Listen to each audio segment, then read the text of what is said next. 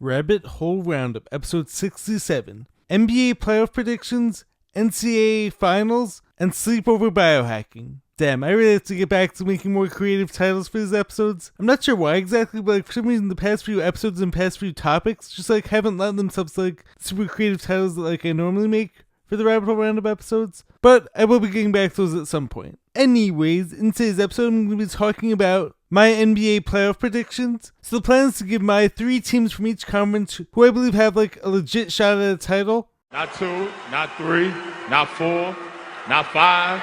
And also I see some craziness when it comes to the Denver Nuggets coach Michael Malone being fired in the middle of a playoff run. Just like what happened to Taylor Jenkins on the Grizzlies a few weeks ago. What's going on in the NBA right now? It just don't add up! There has to be more of the story, and I'm sure by the time this video comes out, we're probably going to hear some more theories as to what actually happened there. I also want to give my thoughts on last week's NCAA finals, where Florida had yet another comeback to beat Houston. Florida is back on top of the college basketball world! Then moving on, I'm also going to be talking about some more powerful wisdom from episode 2, season 2 of the Mind the Game podcast. Regardless of what you guys think of LeBron, he's been dropping super powerful gems of wisdom alongside Steve Nash in these episodes so far. And this most recent one had to do with treating your body and your mind right and taking care of yourself and being able to perform at an elite level as an athlete or as a person in general. And to finish things off, I have 2 super insightful clips, one coming from Will Smith on how to break through destructive mental programming, and I'll finish things off with a Nick Saban clip. So without further ado, let's dive deeper now. Rabbit hole time, let's go.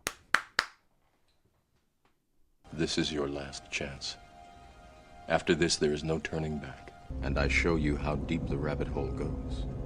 What's happening, guys? Welcome back to the channel. I'm Jared Weiss. If you guys know that must mean not subscribe to the channel, so you know what to do. Hit that subscribe button, be sure to leave a like, drop a comment, let me know your thoughts on this video, follow me on every platform, and if you guys haven't done so already, make sure to check out my book, Fight Through by Jared Weiss. All links per shit are on my website, which is jaredbryanweiss.com.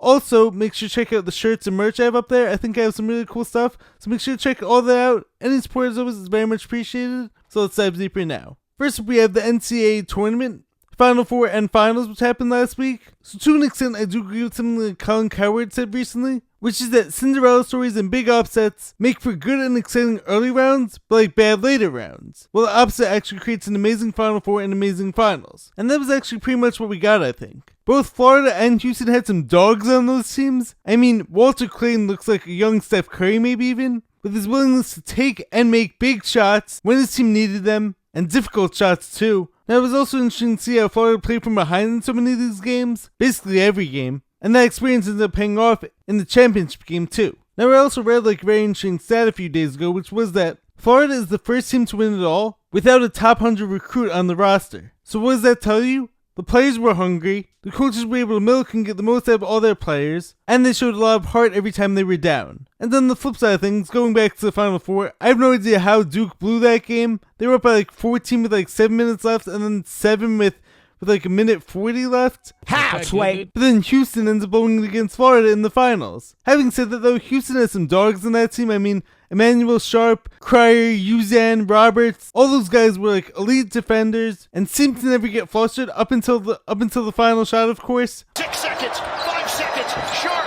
He walked, he can't touch it, he can't. 1 second, and it's over. I have no idea what happened on that last possession. I have seen some conspiracies on that. I'm not sure if I believe them, but how do you not get a shot off on the final possession? But hey, it's part of the game. You can't always win. Not everything is always going to go your way in life or in sports. So it's up to you to learn from it, adapt, get better, come back stronger. Those guys go a ball though, at a super high level, I think. So that's the end to this NCAA basketball season. I was actually rooting for Florida, so I'm happy because my best friend James goes there. So of course, me and him were talking throughout the whole tournament. And I'm sure Gainesville, Florida is a great and super happy place to be right now. Next up, I want to get into my NBA playoff predictions. So I'm going to do this by giving my 6 top teams, 3 teams in each conference I think have a legit shot at winning. Maybe I'll end up looking stupid in the end, or maybe I'll look like a complete genius. That remains to be seen. So in the Eastern Conference, I think the only 3 teams that have a legit shot at going to the finals are the Celtics, Cavaliers, and maybe the Knicks, although that might just be wishful thinking. The Celtics, as far as I see them, have the best roster top to bottom, possibly even in the NBA. And then the Cavs actually split the season series, while the Knicks on the other hand had a lot of trouble when it came to facing the top teams. Now the Cavaliers on the other hand might be the best team defensively,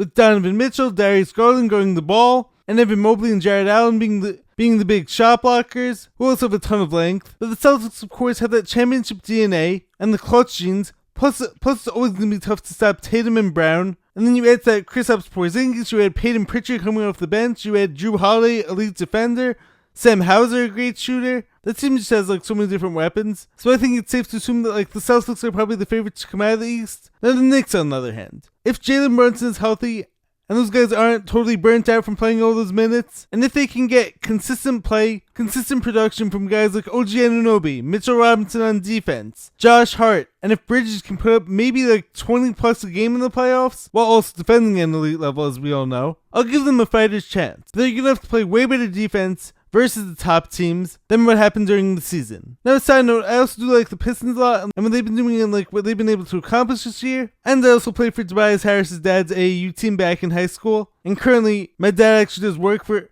both Tobias and his dad as their attorneys. So maybe I'm a little bit biased there. But if I'm being totally honest, I do think the Pistons are maybe a year away from making a legit playoff push. And also without Damian Lillard, I don't give the Bucks a shot. Now on to the Western Conference, which has been so tightly contested, and every team in the West seems to have a shot. But my three teams who I'm going to be giving a shot to are the Lakers, who happen to be my favorite team, OKC Thunder, and the Golden State Warriors. I think the Rockets have overachieved this year, and just like the Pistons are probably a year away from doing some legit damage in the Western Conference playoffs. The Grizzlies I don't trust. The Clippers are good, but not on the same playing field as those other teams who I mentioned. Denver, of course, is always dangerous, but I'm going to be getting to them in a few minutes. So first off, starting with my favorite team, the Los Angeles Lakers. It don't matter, divorce court, child support, Lou Dort. Lakers in 5.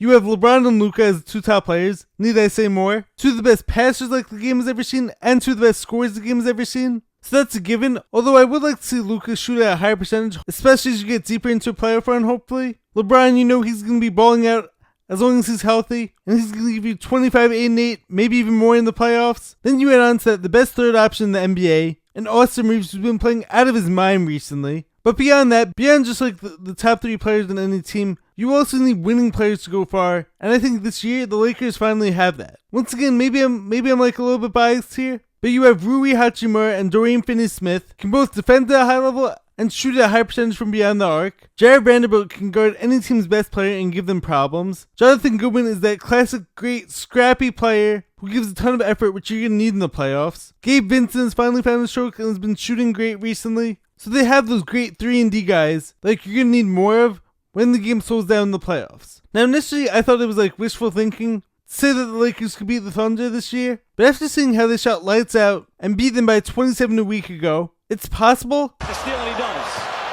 Wiggins telegraph. And OKC, as good as they've been, and that team, as I've been saying for a while now, is an incredible, well-oiled machine both on offense and defense. They finally started to show a bit of weaknesses here and there, especially against the top teams in the NBA, where I'm pretty sure their record has actually been under 500. But I still see them most likely as a team to beat in the Western Conference. Then of course the Warriors have been roaring back ever since trading for Jimmy Butler, even though, to be honest, he hasn't been that special. But somehow he's managed to reinvigorate Steph Curry and Draymond Green, and you add on Pods, aka Brandon Pajemski, into that mix and Jonathan Kuminga. That's a dangerous team who most teams probably don't want to see in the Western Conference first round or second round for a 7-game series, and also probably the one team who you don't want to be playing behind against. You also can't count out the Denver Nuggets because of course they have probably the best player in the world right now in Nikola Jokic, and of course Jamal Murray is always elite come playoff time. But I don't see it this year for them. And speaking of which, just before filming this episode, I found out that their coach just got fired, which makes absolutely no sense as of right now.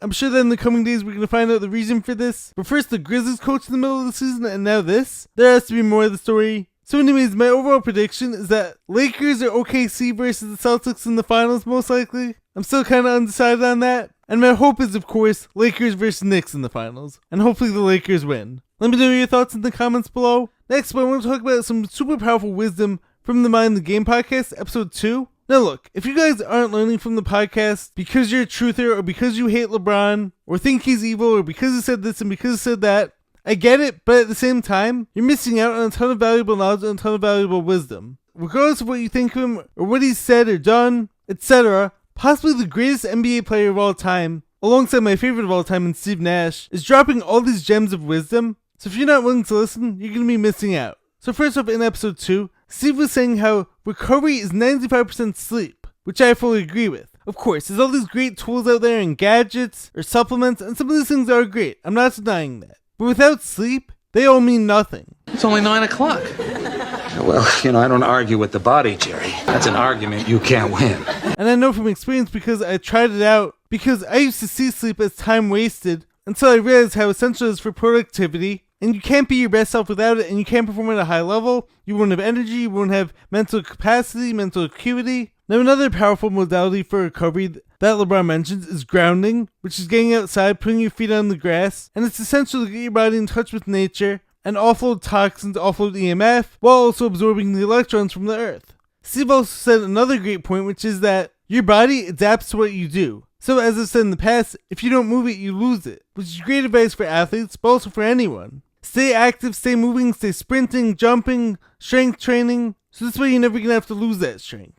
LeBron also does the same thing I do when it comes to eating habits. When it comes to having my first meal of the day, most times like at 2 or 3 o'clock in the afternoon, which she says is doing some intermittent fasting by design, which as I know is important for cleansing the body, giving the digestive system a break, or even just like listening to your own body and listening to its natural hunger signals. Next up, another super powerful point from this podcast was how both of them mentioned focusing on the process first and then the rewards second. But you're never going to reach those rewards without attention to detail, grinding away, researching your own body, finding what works for it, getting in the weight room, mobility work, nutrition, etc., etc. In Phoenix with D'Antoni and those guys, you guys brought a level of expertise to the game that's still now being played. Get the ball up like right away. Like we're not wasting no time. Being able to play with the pass, being infectious, things of that nature, and you being a catapult to that because of your level of commitment to your craft. I don't think that's talked about enough in our sport. What's talked about is how high you can jump, how far you can shoot, all these other, how strong you are.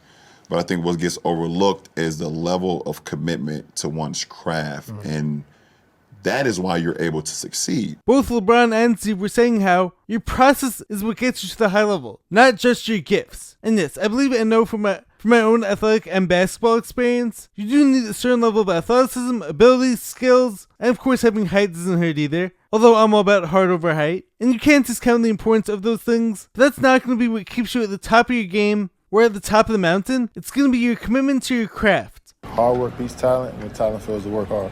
It's your willingness to put in the time and effort that others won't do, so this way you can ultimately do what others can't. And that's going to be the stuff that's actually up to you. And that's going to be what separates you from everyone else, in whatever area of life it might be. Moving along, I want to share another really good Will Smith clip from a podcast interview on $1 Million podcast. And this clip has to do with breaking free from your mental programming and your own mental prison cell, essentially. Let's watch together. The black cell, I call it, is a prison cell that we create in our communities. Tell us, don't cry, don't be emotional, don't be vulnerable, don't think outside of the box. You can't do this if you black. You can't do that if you black. If you do that, you ain't black no more. Do you think that programmed you to, how old was you when you was able to break out of that box? Yeah. How old was you? 56. You think that programmed you to have you locked like in? 3 days ago. But I'm just saying, what I'm saying is, from growing up to reaching that point where you could break out of that cell, that took decades. Yeah. So you think that was the conditioning of our environments? Yeah, and I'm only half joking when I say 3 days ago. It's like that's all programming's a prison cell. Like so, you grow up and you're told you have to be a certain way, and it's not just our community. Every community, you grow up in an Italian community, you gotta be a certain way. You have to be a certain way. You grow up in a Japanese community, you got to be a certain way. So. Everybody, and it's done out of love most of the time. Your people want you to succeed, right? They want you to not suffer what they had to suffer. So they put the parameters in that you have to behave a certain way, and it's usually for survival, right? It's like, there are some people that have malicious intents when we're young, but for the most part, we get smacked in our face for our benefit. Our parents want us to not do the stuff that's going to get us jammed up in the world, right? So you have that part of it. The real prison cell is after those people are gone, you do it to yourself. Okay. So that's the real prison cell is whoever did it when you was 7 could be dead and gone. And now you do it to yourself and then you do it to your kids. Right? Yeah. You know, so that's the real prison cell. And you know, starting to, once you are sovereign and you have control of your life. And for me, when I started to look and I started to see the prison cell of Will Smith, right? And there's great things. It's like being Will Smith we're not gonna talk crazy now. Right. Being Will Smith ain't so bad. Right. It's just not all of me. Right? There's a lot more other than those couple of things that I wanted the world to see so I could feel safe, so I could feel loved, so I could make money, right? It's just the best of me. So first off, just to reemphasize and just to make clear, the whole mental programming applies to all races and all types of people. It goes for black, white, Asian, brown, etc. But this clip reminded me of like the elephant who gets chained early on in childhood, and then by the time they're an adult, all you have to do is just like put a chain to a light chair for them. When like initially you would chain them with these giant heavy chains, but now as an adult, they still won't move. And it's the same thing with our lives. Whether it's the school system that holds us back and convinces us not to believe in ourselves and doesn't allow us to break free from the herd. Or sometimes it's parents or society or the people on TV. This is why at some point, if you're living below your potential and you know like that you're meant for way more, it might be time to reset your programming. Check in on your beliefs and see like which ones are no longer serving you and may have been ingrained in you by people who didn't actually have your best interests in mind. So don't allow destructive mental programming to stick around for longer than it has to. Change it up, you can change your beliefs at any time, and you don't have to be just like everyone else. You were born to stand out, not to fit in. And now finally, this week's episode, I have a super powerful Nick Saban clip, former Alabama head coach, that talks about how success doesn't start with your talent, it starts with who you are. And like a lot of this ties into like what I was saying earlier when it came to the whole Mind the Game podcast, with how your gifts are only going to get you to a certain point, and then after that, it becomes who you are, your willingness to work in your craft, show up for yourself, and do all the little things. Let's watch together. It all starts with who you are. Who you are is more important than what you do. How high you jump, how fast you run, because who you are is your character. And your character is an accumulation of your thoughts, your habits, and your priorities on a day-to-day basis, because those three things determine the choices you make. And the choices you make you who you are. Good guy, bad guy, hardworking, lazy, responsible, irresponsible. And it takes a certain amount of discipline to do what you're supposed to do, when you're supposed to do it, the way it's supposed to get done.